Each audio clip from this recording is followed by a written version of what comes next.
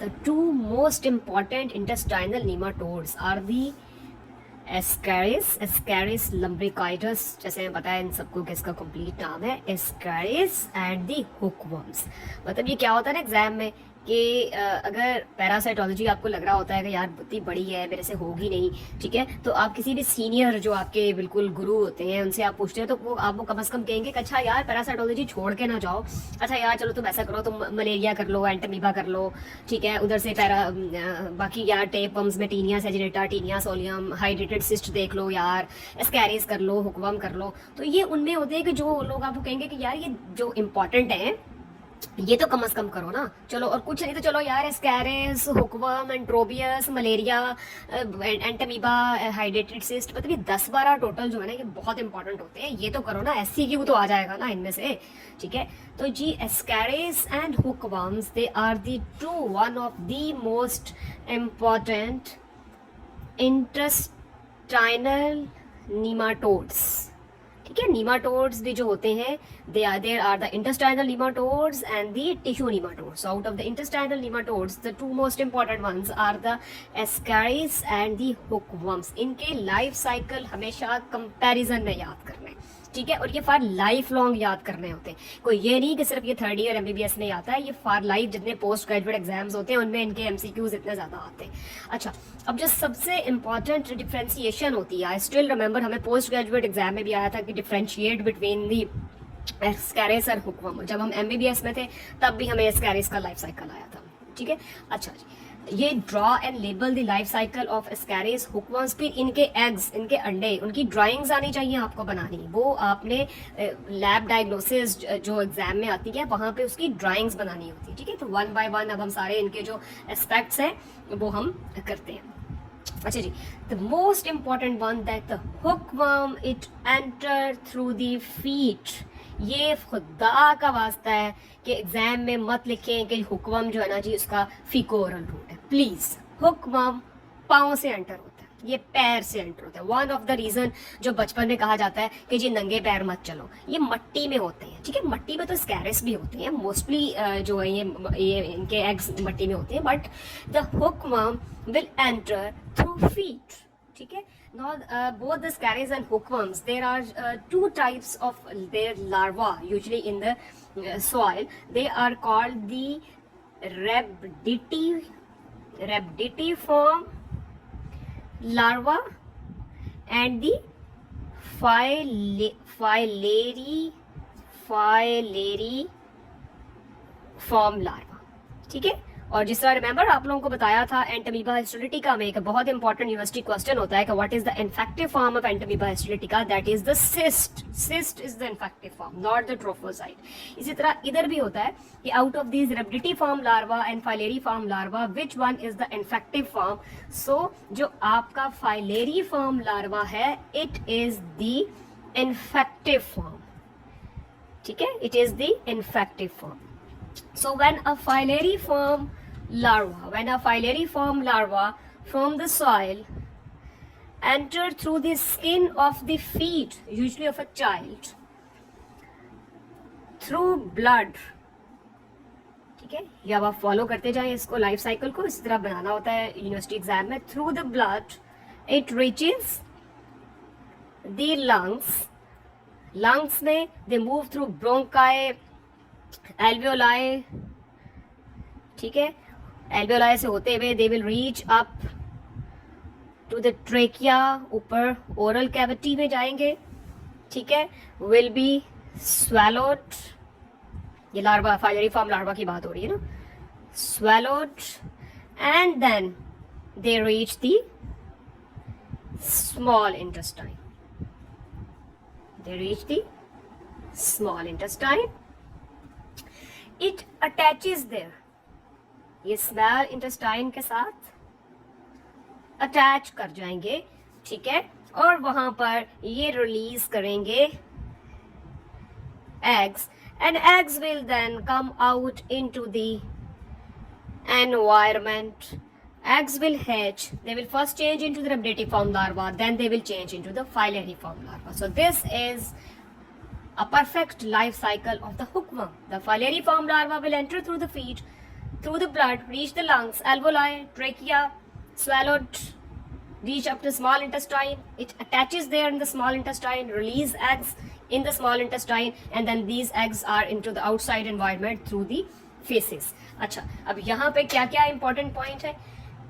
The point where the filariform larva enters into the feet. यूक्यूज कर लेते हैं ना सारे, ठीक है? तो वहां पे there is a phenomenon called ground itch. ठीक है, ये बहुत ज्यादा आता है एग्जाम में. What is ground etch? Ground etch, it's a papular type lesion. It's a papule or vesicle at the site of the skin of the feet where the filariform larva enters the feet. ठीक है, उसको कहते हैं ground etch. फिर इसमें एक phenomena होता है, एक क्लिनिकल टर्म होती है, दैट इज कॉल्ड, एक क्लिनिकल टर्म होती है which is called cutaneous larva migrans. ठीक है, ये भी बहुत आ जाता है. What is cutaneous larva migrans? It is also due to the presence of the skin infection that is caused by the presence of the hookworms. अच्छा, अब hookworms के नाम क्या है?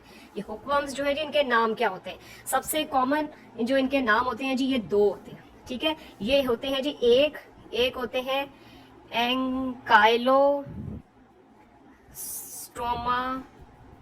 ड्यूडिनेल. एंकाइलोस्टोमा हुकवर्म इनका कॉमन नाम है. ठीक है, आगे जी एंकाइलोस्टोमा ड्यूडिनेल, और दूसरा है निकेटर अमेरिकैनस. इनके अंदर एक फिर बड़ी इंपॉर्टेंट बात है कि ये जो अटैच होते हैं ना, ये जो अटैच होते हैं जाके स्मॉल इंटेस्टाइन में, सो एंकाइलोस्टोमा ड्यूडिनेल अटैच थ्रू देयर टीथ.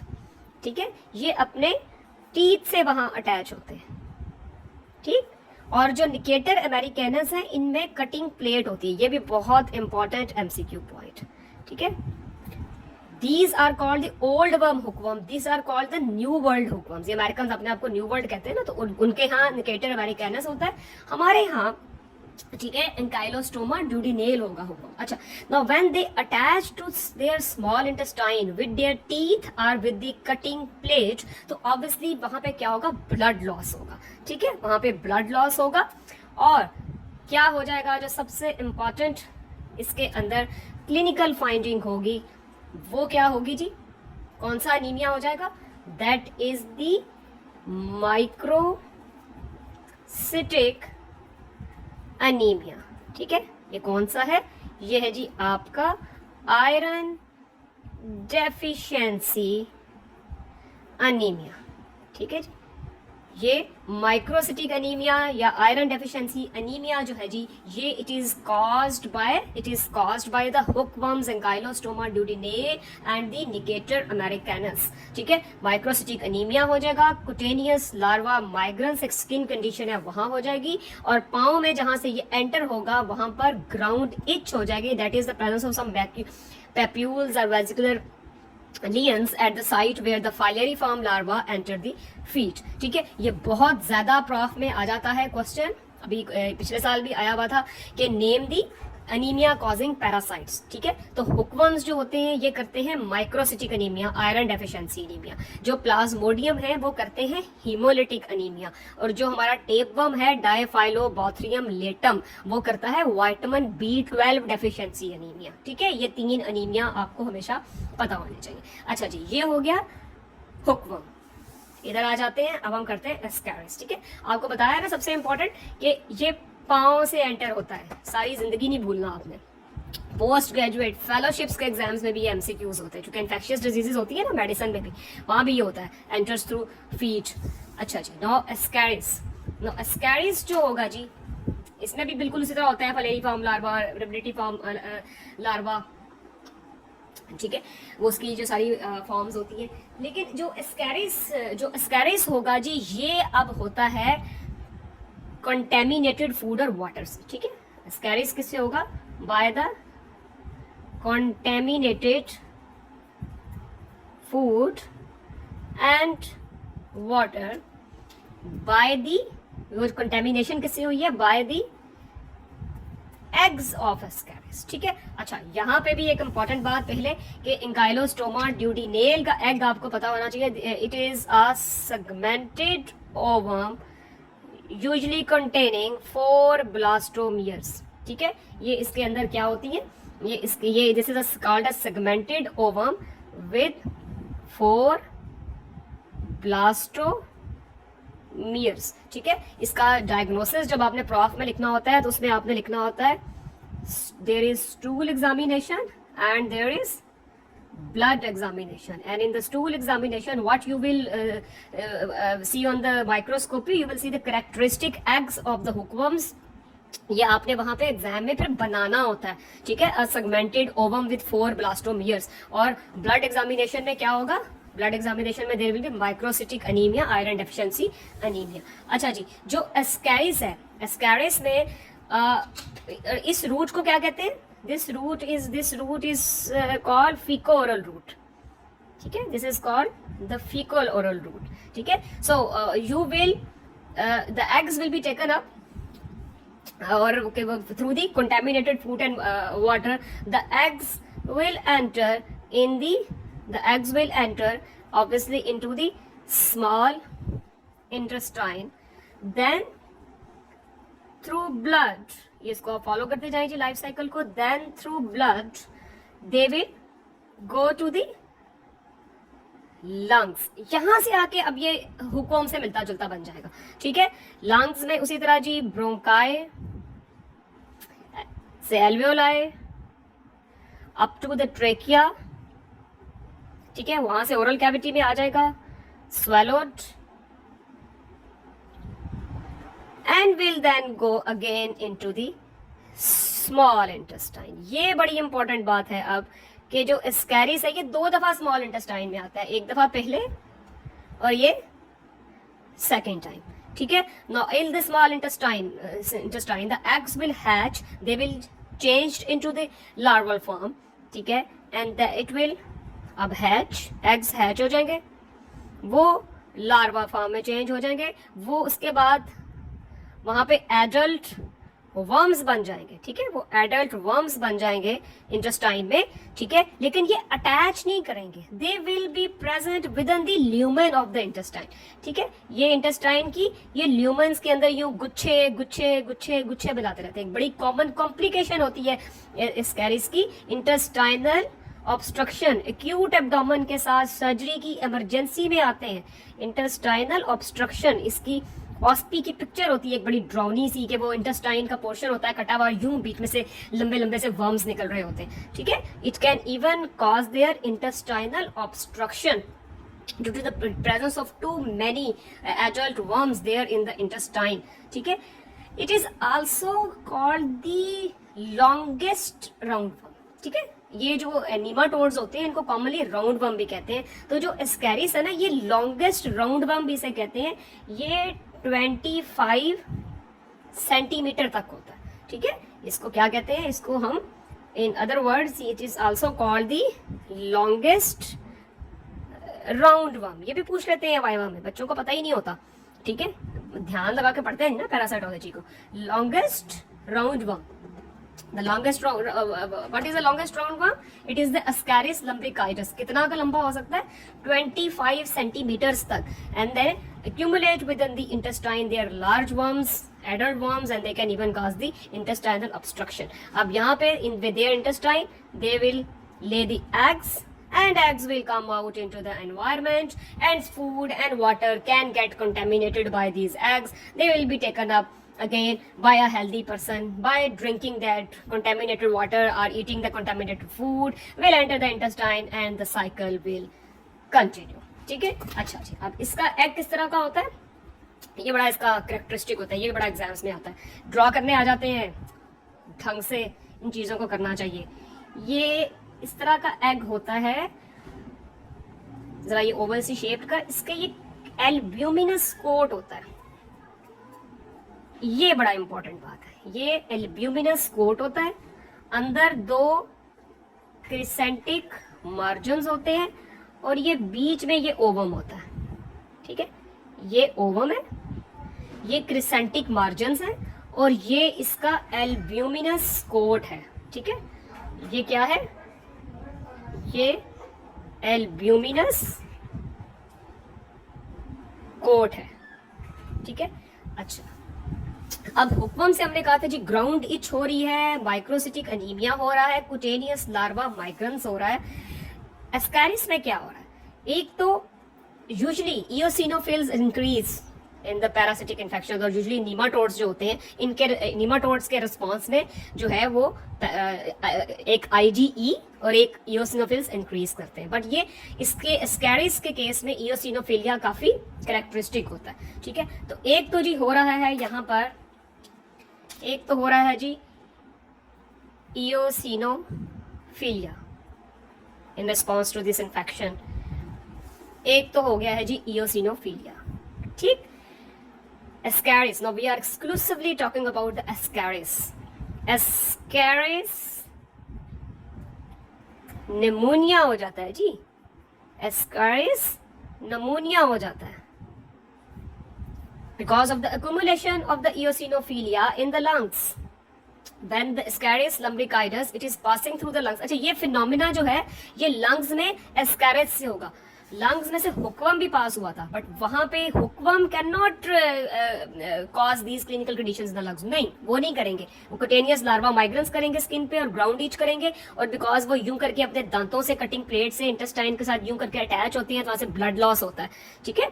और ओकुल्ट ब्लड के लिए भी एग्जामिनेशन कर लेते हैं स्टूल का, और आयरन डेफिशिएंसी माइक्रोसिटिक अनीमिया होगा। इधर जो है ये लंग्स के अंदर बड़ी पैथोलॉजी काज करता है Ascaris, and it will cause the Ascaris pneumonia. Eosinophils will be accumulate there. It will be allergic type reaction, asthma like condition होगी, ठीक है। फिर इसके अंदर जनाब एक कंडीशन होती है, ये मुझे याद है फिजियोलॉजी में भी हम पढ़ा करते थे, लोफलर्स सिंड्रोम। ये लोफलर्स का नाम, ये मुझे अच्छा हमेशा ये बड़ा डाउट होता है कि ये वही लोफलर तो नहीं है, वो एक लोफलर्स मीडिया, पता है ना, कोराइनी बैक्टीरियम डिप्थेरिया का स्पेशल कल्चर मीडिया होता है लोफलर्स मीडिया। तो मैं हमेशा सोचती होती हूँ सिंस द स्टूडेंट लाइफ कि ये कोई लोफलर होगा ना, ये वही लोफलर तो नहीं है जिसने लोफलर सिंड्रोम भी डिस्कवर किया और फिर उसने लोफलर्स मीडिया भी बनाया, ठीक है। So the Loeffler's syndrome, Loeffler syndrome कोई पूछ ले एग्जाम में, what is Loeffler syndrome? Loeffler's syndrome, it is a clinical lung condition because of the accumulation of the eosinophils. It's also an allergic type of condition and it's caused by the Ascaris lumbricoides, ठीक है। तो अच्छा, अब ये इससे Ascaris pneumonia हो गया, Loeffler syndrome हो गया। ये वहां पे जब अब बैठा हुआ है जाके इंटेस्टाइन में, तो जो भी फूड वहां से गुजर रही है उससे ये अपनी न्यूट्रिशन लेगा, तो इससे न्यूट्रिशनल एनीमिया भी हो जाता है, ठीक है। और एक इससे ये बड़ा इंपॉर्टेंट है, एक इससे विटामिन ए डेफिशिएंसी हो जाती है, ठीक है। विटामिन ए डेफिशिएंसी हो जाएगी और न्यूट्रिशनल डेफिशिएंसीज हो जाएंगी, न्यूट्रिशनल डेफिशिएंसीज हो जाएंगी, न्यूट्रिशनल एनीमिया हो जाएगा, ठीक है। अच्छा, छोटे बच्चे होते हैं ना, अक्सर उनका उनकी सेहत ना ठीक हो रही हो, उनका कद ना बढ़ रहा हो और वो पीले पीले से उनके रंग नजर आए, अनहेल्दी से नजर आए, तो अक्सर ये डॉक्टर ये कहते हैं कि यार इनका जरा ना स्टूल एग्जामिनेशन कराओ, ठीक है। सो इधर भी the diagnosis will be stool examination, and in the stool you will see this characteristic egg of the Ascaris lumbricoides with the albuminous core, two crescentic margins in the center, there is the ovum, ठीक है। और ये जनाब आपका है जी Ascaris lumbricoides and हुकवर्म्स के life cycle, और इनको हमेशा आपने कंपैरिजन में याद करना है। ये कंपैरिजन में ही याद होंगे तो फिर ये याद रहेंगे, और ये सारी लाइफ आपने नहीं भूलना that the hookworms, Ancylostoma duodenale and Necator americanus, they will enter through feet, बच्चे नंगे पांव मत फिरे, and the Ascaris lumbricoides, its route of transmission is through the contaminated food and water that is contaminated with the eggs of the Ascaris lumbricoides, and it's the largest roundworm. Nematodes are commonly called roundworms, and the largest roundworm up to 25 centimeter is the characteristic of Ascaris lumbricoides। और इसकी बहुत common complication है कि ये intestinal obstruction कर देता है, ठीक है। और ये एक्यूट एब्डोमेन के साथ सर्जरी में, इमरजेंसी में पेशेंट्स जो है वो आएंगे, and there are clinical conditions of Ascaris pneumonia, Loeffler's syndrome, and there will be vitamin A deficiency and there will be eosinophilia। और ये 2 बार स्मॉल इंटेस्टाइन में जाता है और लंग्स में से जाएगा और ये भी लंग्स में से जाएगा।